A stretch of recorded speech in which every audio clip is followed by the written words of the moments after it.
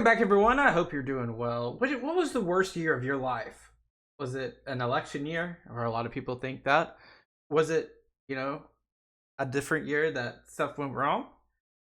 Or was it 536 AD? If it's that one, you're probably dead. Well, let's jump into it and see what we got as the worst year in history.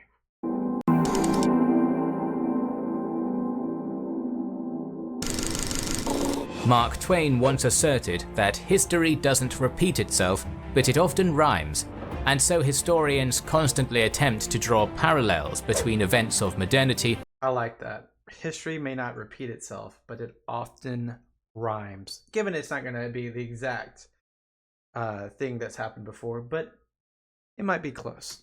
And those that have already gone by.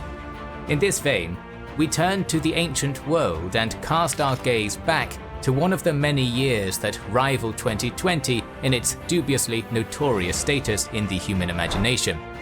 When the year 536 AD began, just short of 1.5 millennia ago, the Eurasian civilizations that often serve as the subject of our videos were undergoing a seismic change.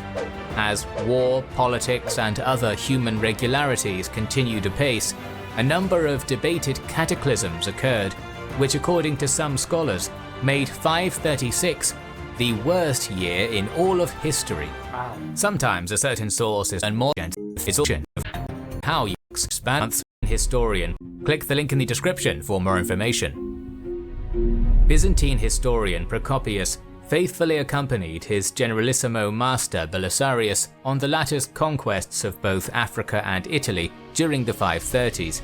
Observing the great general's achievements firsthand, and then recording them for posterity. But in the midst of this imperial reclamation attempt, the chronicler described a phenomenon which is easy to pass off as irrelevant, but which might just be the clue to the most important episode in late antiquity.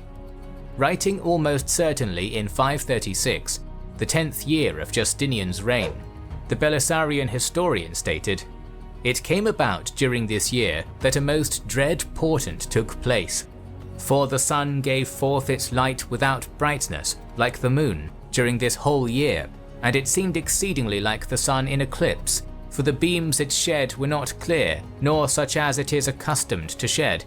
And from the time when this thing happened, men were free neither from war nor pestilence nor any other thing." So I think he's talking about maybe there was cloud cover from ash, possibly, and pestilence meaning probably plague. Leading to death. Armed with a scientific understanding of the world, even we might peer up to the heavens with unease if we witnessed our sun blotted out for an entire year, as though the world had suffered through some devastating nuclear war. With our own reactions in mind, we can barely comprehend how shocking this apocalyptic sun haze was for the religiously minded people of the 6th century. Yeah, that's a great point. Like, think about back in the day, most people believed deeply in omens and signs that the gods were, mad at them and or happy at them. Well, when you get plague, war, and a horrendous ash, like I said, this is probably volcanic ash cover that is just sitting in the atmosphere for a long period of time after a volcanic eruption, which we've seen in history creates record low temperatures. It could create famine with poor agricultural environments that are created because of this cloud cover. So given those aspects, they might believe that God is mad at them. It might have been seen as a herald of the end of the world, and to many it certainly came to feel like it. Because the observations of Procopius and several other historians of this period lack any form of explanation regarding the mysterious clouds, most likely because they had absolutely no idea what was happening, the cause long remained an elusive mystery, puzzling modern historians who attempted to glean anything from the ancient sources.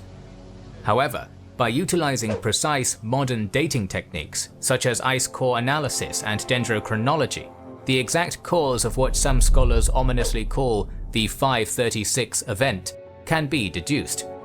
When studying the cross-section of pine and oak tree rings within the Altai Mountains, as well as other places within the Northern Hemisphere, a trend of abnormally little growth exists beginning at the exact spot which can be cross-referenced and calibrated to represent around 536.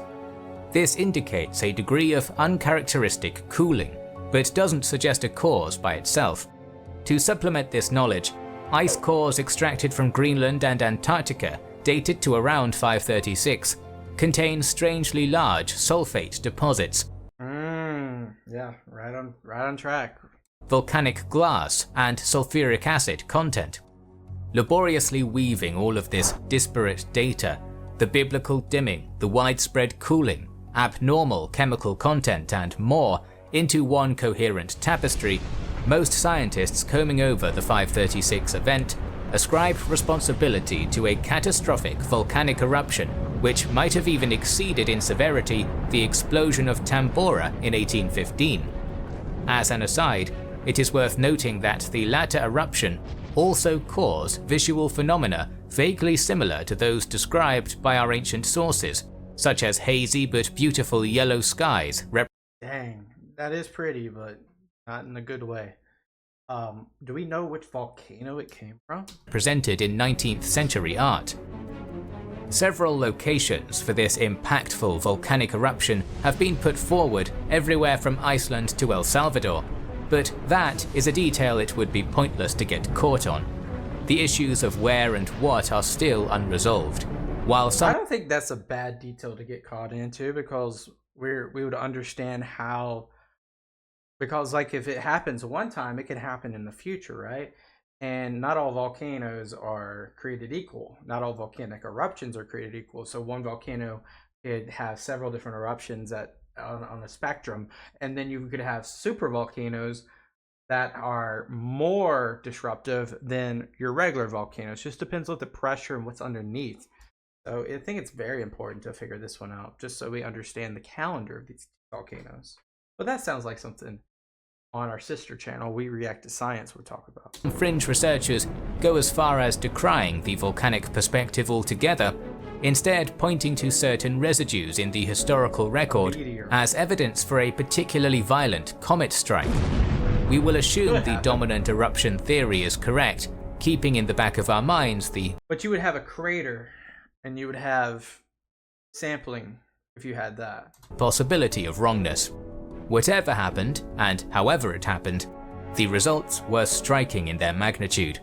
Unfortunately, convenient trade winds carried the ashy blanket across Europe and then Asia, blocking the sun's light and causing temperatures to nosedive by an average of between 1.5 and 2.5 degrees Celsius. Which doesn't sound like a lot, but there is impact, because that's your average, and it's going to spike and not just be flatlined 1.5 to 2. According to some estimations, the consequence was the worst shock to Earth's ecosystem in the last 2,000 years, and the advent of the coldest decade in 2300. The effect on human society was no less devastating. Crop failures and dead harvests were endemic across the entire Eurasian landmass, a fatal thing for the chieftaincies, empires and kingdoms who primarily relied on agriculture to feed their people and raise much-needed taxes. In the southern part of pre-Viking Norway, for example, the entire settlement structure and social organization completely collapsed. Farms were left behind, rich burials became rare, pottery production ended, and iron production decreased. In some areas, burial finds after this event were 90 to 95% lower than before. Denmark, Estonia, and particularly Ireland display alarming disruptions in the production of bread and the attending collapse of local societies. We have little evidence to prove this, but if one reads between the lines of the evidence we do have, it can be inferred that there was human starvation and suffering on a mass scale. The same famine, exacerbated by Justinian's war in Italy, supposedly caused mothers in Liguria to eat their babies in order to survive, as recorded by the Bishop of Milan. Jeez. as if the cold, near-eternal twilight and famine weren't enough to knock Yeah, you thought 2020 was bad. over a polity, and sometimes it wasn't. There was a 2020 was a cakewalk. A cakewalk compared to this. third factor to possibly emerge from the eruption of 536. A half-decade after the blast, in 541, the first instance of bubonic plague struck the Byzantine trading nexus of Pelusium in Egypt, probably originating somewhere in the eastern steppe of northern China.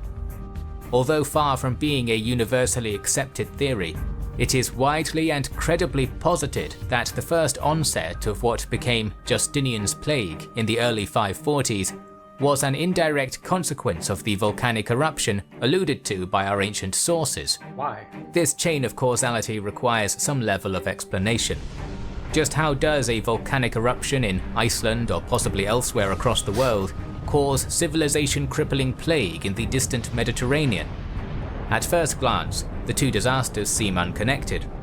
However, of 7 severe volcanic eruptions taking place over the last 2,000 years, 6 in 44 BC, AD 626, 934, 1258, 1783, and of course 536, have resulted in a deadly period of epidemic disease in The correlation. Europe, the Middle East, or both within 1 to 5 years. For this odd trend to be pure chance is, as prominent NASA scientist R.B. Stothers put it, a very unlikely coincidence. So what is going on here? The key to unpacking this mystery can be found in the calamitous volcanism-induced harvest failures which so often rock pre-industrial societies, the direct impacts of which we have already discussed. It is a simple truism that if we humans do not eat properly, our body's defenses do not function properly as a consequence. Crucially for this particular But it doesn't explain that makes perfect sense that our immune systems will be more susceptible to harsher what do you call it? Harsher symptoms. However, does not really explain how this formed. How, or was it always there? And because of the autoimmune deficiency, because of lack of nutrition, did that create a susceptibility? circumstance of 536, entire continents of people were almost certainly suffering from malnutrition, weakening millions of humans to an unprecedented pandemic which then spread like wildfire. In what comes close to a perfect storm, exposure to the plague flea-bearing rats may also have been drastically increased by the volcanic dust shroud. Decreasing temperatures actually lessen the development of these insectoid parasites, but said rats were conversely even more likely to be driven into people's homes by the cold. This brought the disease into closer contact with humans and provided a perfect environment. Houses occupied by starving people, weakened by lack of food, for the plague to make the short hop from animals to humans. Exacerbated by the Byzantine Empire's cosmopolitan nature, internal supply routes, trade, and the military ventures initiated by Emperor Justinian I, the plague, which came to bear the great ruler's name, infected vast swaths of the Middle East and southern Europe. Tax-paying citizens died in their millions, potentially bountiful land was left untilled, and Rome's remaining empire subsequently convulsed under the pressure. Up to half of the population died. The door of Justinian's Renaissance also slammed violently shut. Sapped to near breaking point, the emperor could not afford to decisively commit his armies to the conflict in Italy. This, accompanied by other military factors, led to a prolonged war of attrition. When that war was eventually concluded in the 550s, the territorial spoils were a desolated, depopulated wasteland, rather than the rejuvenating pot of gold that had previously served as the Roman Empire's beating heart. Although the devastation inflicted on the Byzantine Empire is by far the most famous of the plague's impacts, its Sassanid rival also suffered a less severe blow, in addition to a number of other states on its periphery. Further east still, shorter growing seasons and an inability to feed livestock probably resulted in seismic population movements and political instability within the eastern steppe area. Not only did this disruption result in the usurpation of the Roran steppe's dominance by the Göktürks in 551, but it also sent wave upon wave of nomads barreling towards the settled civilizations around them, searching for better lands to occupy. That's a good point. Like, that's probably not brought up enough, is the migrations that were created because of something like this. Like the calamities of the environment and disease can create a migration theme across people of the steppe, people pretty much anywhere really, looking for better opportunity, which can move vast swaths of people, which creates new society. So there's cause and effect of a lot of things here. One such confederation, the Avars, arrived north of the Black Sea by 550. In the Far East, tribes were shoved into China and initiated a new round of violent settlement and imperial defense.